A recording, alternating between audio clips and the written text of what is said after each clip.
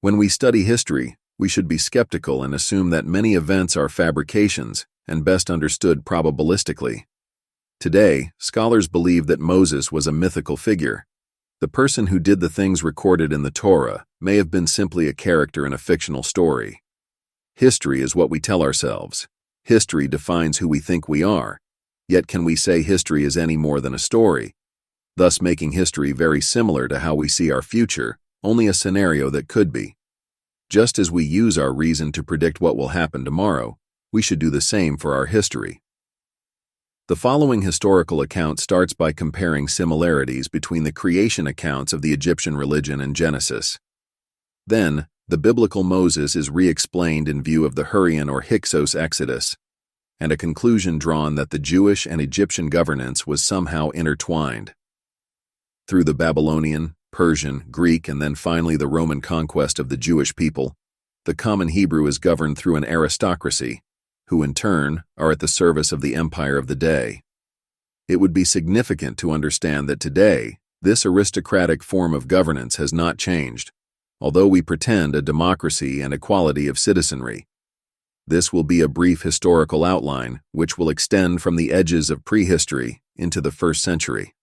A connection between history and religion will be presented that will show many events in a new light, considering religion as a necessary and common tool for manipulating people.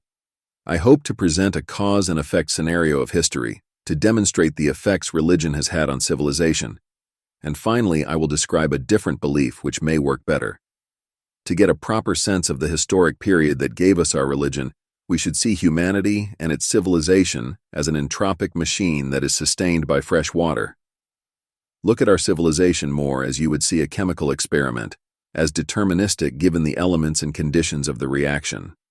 Take into account that all of civilization is but a brief moment in the context of the universe, that the reaction we have seen these past few thousand years is almost insignificant in the expanse of time. As today we fight religious wars over oil resources, in the times of Moses, water was the contested resource. True power came not from the people that lived in the region, but rather the waters of principal rivers like the Nile and Tigris-Euphrates that provided for them. For you cannot have a civilization without fresh water. At the geographic center between the Nile and Euphrates are the people of Canaan. This region stands as the gateway to the economic power and wealth of the Nile River, the object of conquest from before the time of Moses to after that of Jesus Christ. All armies attempting to control the Nile would need to cross through Canaan and its inhabitants. Instead of a well-intended concept for saving an enslaved people, you may consider the story of the Exodus as a brilliant plan to protect the Egyptian state. How could we overlook the benefit of moving a population, or just using the pre-existing inhabitants, then instilling in them a religious requirement to defend their land, and of all lands, Canaan? Moses. It is certainly a possibility that this promised land was promised by an Egyptian pharaoh by God in order to put in place a people to defend against invaders from the east, a people destined to be the gatekeepers of Egypt, a land populated by devout believers, charged with protecting a territory given to them by God. This would surely make them the most dedicated defenders of it. We certainly defend property with more vigor when we think it's ours, and even more so if we believe God has given it to us. You may also consider today's war in Palestine as no different, a people put in place in the precise location to control the surrounding nations which may oppose the West. Who funds Israel? Little has changed. Recent archaeological understanding reveals that the area of Canaan was populated by modest people with a temple that would be destroyed or built by the dominant invading force of the time. No palaces or homes for an aristocratic class.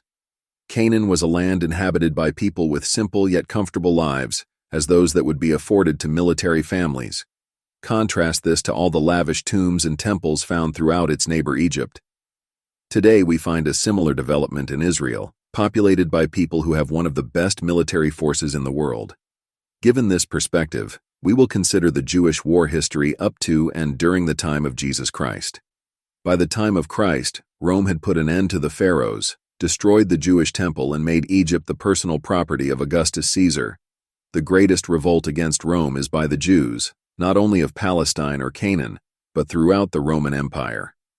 The historical account of these wars, if seen as political, describes a people in a struggle for dominance within a changing world political landscape. Although presented as a messianic movement, this conflict must have had economic backing, and what better source could there have been than the disenfranchised rulers of Egypt and its Greek counterparts? We tend to leave out the larger fact that it's not only the Jews that have been conquered by Augustus, but the entire Hellenistic realm. The Egyptians, Persians, and Greeks have now come under Roman rule. We will look into Rome's attempt to stop and then adopt this Christian political movement. From the family of the Julian rulers to the takeover in 69 AD by the Flavians under Vespasian, and then on to Titus.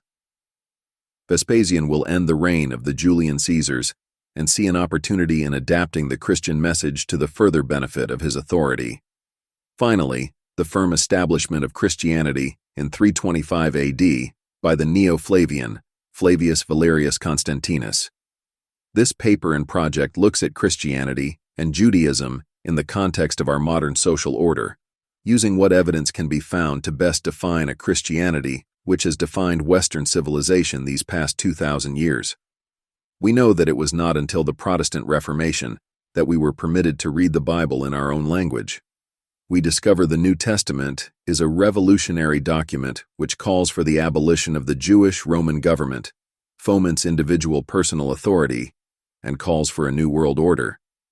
It is understandable that the authorities and its church would not want its people looking closely at the details of this message. There is good reason for rulers to keep the Bible and much of history away from the eyes of the commoners who serve them. Yet the calming aspects of Christianity, its non-violent selfless humility and love of neighbor, are aspects that serve the more violent dominant supermen of our upper classes very well. How well would it work to be a dominant superman without the multitudes of meek to till the earth? There is no God, but don't tell that to my servant, lest he murder me at night. Voltaire. History is written by the victor, and information is power. Ignorance is not bliss, but a prelude to servitude. Reasonable minds would think that changes in the dogma would have been directed by those in power. A story created as the essential rule set to provide for a well-behaved population in service to a nobility. A carefully designed algorithm for a desired social outcome. The force that dominates and motivates us all is what is responsible for the religious algorithm we currently operate from. From what German philosophers call the will to life, we developed our relation to God. This innate set of desires, our collective will, is no different than those of any primate. For this reason, the biblical story we gave ourselves is no more than the projection of our natural behavior of sexual competition, the same motivation that causes the behavior of all primates and has motivated evolution from single-cell life forms to modern civilization. We made a story that reflects the nature of sexual dominance that propels evolution, the desire of one troop of apes to dominate over the other, and then told a story within a theological format. If we contrast the biblical account against our human nature, then add to this new archaeological and historical evidence, we will see a long, sad story of war and enslavement that still persists today. We can then take a sober view of religion and build a new foundation for belief. The resulting perspective could lead us to a belief that is more realistic and practical, a belief that is based on logic and reason. A revised Christianity which is truthful, placing the cause of suffering on human shoulders and eliminating any spiritual aspects of good and evil.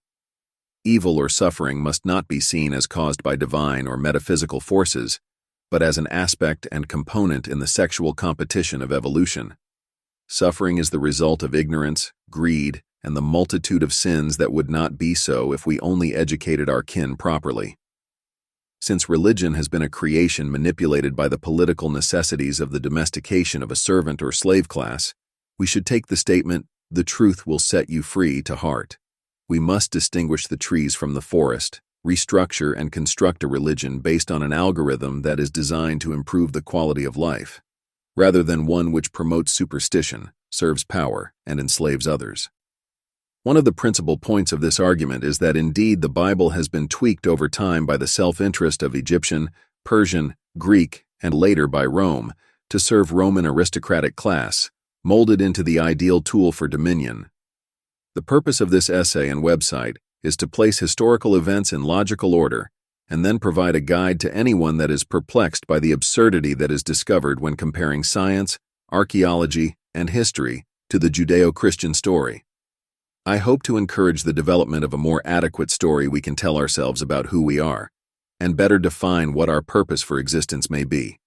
Please comment so that I can learn and improve these videos, and don't forget to subscribe so you don't miss the next edition in this series. Thanks for watching.